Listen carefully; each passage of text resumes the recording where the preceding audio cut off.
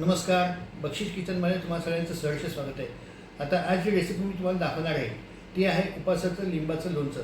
त्यासाठी मी पिवळा सालीचे लिंब घेतले, त्याचे वाटीभर काप करून घेतले, शेंदी मीठ घेतले, लाल तिखट घेतले, लिंबाचा रस घेतला आहे, थोडीशी साखर घेतली लिंबू टाकल्यामुळे, आणि ह्या हिरव्या मिरची काप घेतलेत। आता अद्रकाचा रस घेतलेला आहे।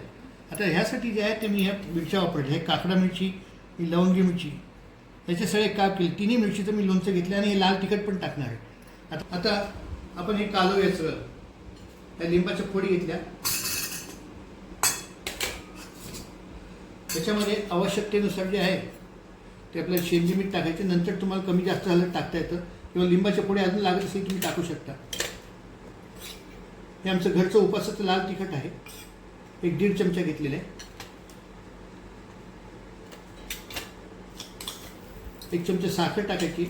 त्याचं टाकताना जे आहे मागे पुढे झाले पदार्थ चालतात, काही हरकत नाही। नंतर हा लिंबाचा रस टाकला आहे 2 चमचे, अद्रकाचा रस टाकला आहे 1 चमचा पूर्ण। आता सगळ्यात शेवटी आपण त्या मिरचीच्या फोडी घालायच्या, छानपैकी कालवायचं।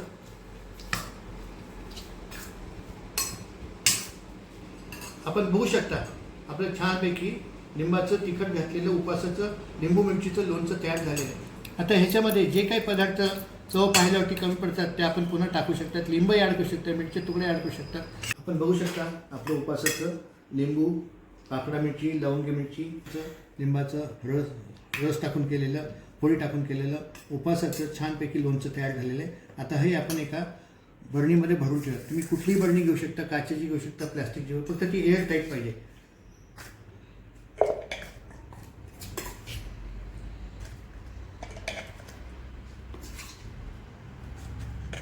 आपण बघू शकता या भांड्यातलं आपण लोणचं छानपैकी भरून ठेवलं आहे।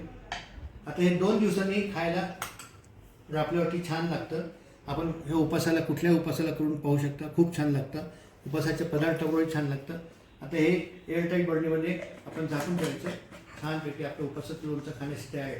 माझं लडकं बक्षीस किचनमध्ये दाखवलेलं आजचं उपासाच्या लिंबाच्या हिरव्या मिरचीच्या लोणच्याची रेसिपी आपल्याला आवडली असेल, जरूर लाईक करा, शेअर करा, आणि आतापर्यंत जर का आपण माझ्या चॅनलला सामील झाला असाल जरूर सामील व्हा। माझ्या चॅनलला सबस्क्राईब करा, आणि माझी तुम्हाला नम्र विनंती, धन्यवाद।